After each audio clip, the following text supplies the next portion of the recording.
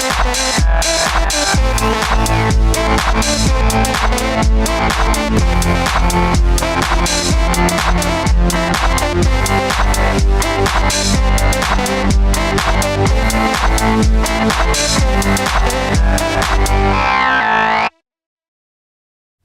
folks, I'm Matt and welcome to My Expanded Universe, a show where I go through the entire EU in chronological order as best. I can't believe that little furball went on vacation without me. You can't trust Ewoks. I'm sorry, I'm getting distracted. Speaking of distractions, before we get to that last Jedi Quest book, maybe we should take our own little detour and check out Star Wars Insider 136. The story is written by Ari Marmel and it's called Reputation. And this is basically an introduction to Cad Bane. Now, we already knew who Cad Bane was, by the way. The Clone Wars already come out, and this was kind of, chronologically speaking, the first appearance of Cad Bane. Basically kind of his introduction, who he was, just a slight little adventure before we saw him in the Clone Wars. And as some of you know, I actually liked Cad Bane. He was a character that didn't bother me in Dave Filoni's Clone Wars. The only thing that bothered me was some of the stuff they had him do, you know, like his ability to get the one-up on Jedi. I didn't really buy that. But as being a cool bounty hunter, yeah. This story is just a introduction of him. There's really not much else about this short story. I mean, if you love Cad Bane, yeah, here's one of the rare non-comic book stories featuring him. Now, it was just a short story because it was in Star Wars Insider, but it wasn't bad. All right, so now it's time for Jedi Quest X by Jude Watson, called The Final Showdown. This book tells about the final showdown with Granta Omega, but not only that, but an additional showdown of Anakin Skywalker against another Padawan, Ferris Olin, who has kind of been his friendly rival. I wouldn't call him an arch nemesis since he's a fellow Jedi, but in the series, I've tried to avoid talking about Ferris too much, but he's the kind of one who doubts Anakin, not as the chosen one, but just about how he cuts corners, you know, what he does, being Anakin, you know, and how that's surely not to be a good thing. Ferris is kind of like the voice of reason, and it irks Anakin to no end. Well, that basically comes to a head. Now, that was a surprise to me because, you know, we all knew that it was going to come down to Granta Omega. When you're reading the books, you know that's the end game, is Granta Omega. And don't worry, the book delivers on that.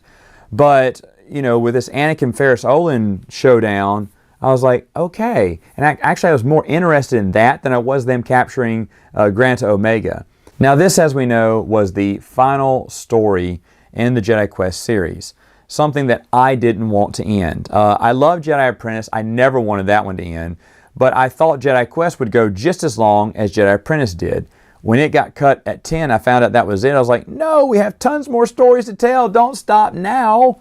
But that's just because it's a compliment to Jude Watson and her writing, because the relationship with Obi-Wan and Anakin, she wrote it very well. This series was really good. If you don't already know, I love the series. Do I like it better than Jedi Apprentice? Probably not. I like Jedi Apprentice more. And this is hard to understand because I like the Obi-Wan Qui-Gon relationship, but I also like the Obi-Wan Anakin relationship. But I think Jedi Apprentice wins because it feels like it was a better time for the Jedi. It doesn't make any sense. But it seems like when you're reading Jedi Quest, you're going, the good old days of Jedi Apprentice, whenever you see one of those characters bounce over, like I talked about last week. But in the Jedi Apprentice series, you could basically say this is the whole story of Obi-Wan, right? I mean, actually, Obi-Wan growing up from Jedi Apprentice to Jedi Quest. The focus does shift to Qui-Gon and Anakin in the books, I know that, but Obi-Wan is the centerpiece of this. And the different writing style that Jude Watson has between Anakin as an apprentice and Obi-Wan as an apprentice is amazing. Because as Obi-Wan is the Padawan of Qui-Gon, he wants to please Qui-Gon, right? He wants to prove himself to Qui-Gon. He wants Qui-Gon to be happy with him. Why? Because Obi-Wan loves Qui-Gon.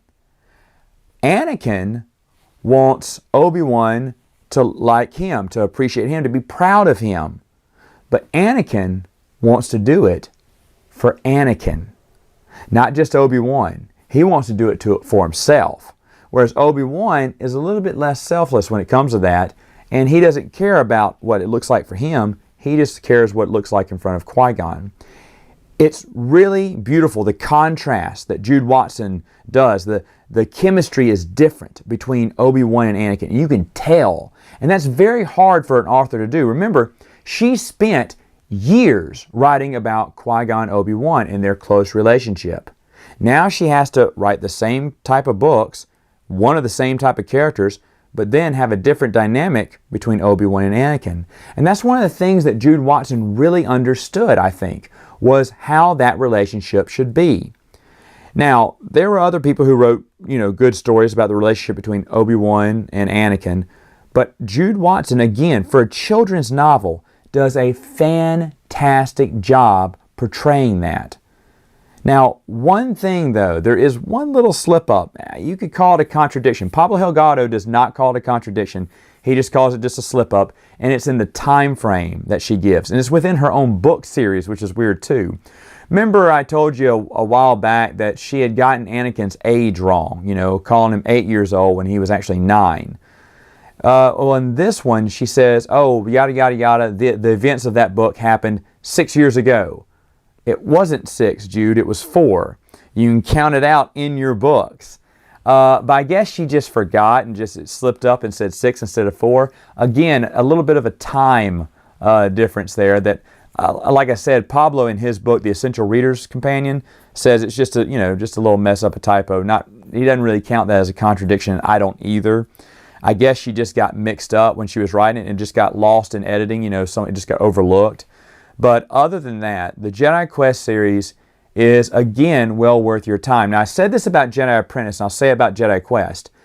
Jedi Quest, when you look at it, you're thinking, oh, these are just kiddie books, Matt. I like just reading the adult novels. Okay, I do too. I love the novels. In fact, when I think Star Wars Expanded Universe, you say, Matt, is it comics? Is it books? Is it short stories? What is it to you?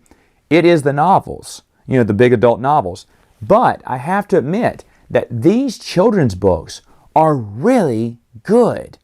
And I was, past college by the time these books had come out, and I was excited to get every single one. And I read it that same day, and I was super excited to read for the next one.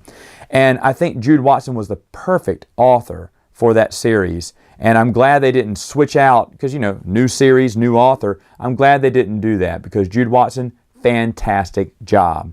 All right, folks, that's all the time I have for today. I will see you next week with another video.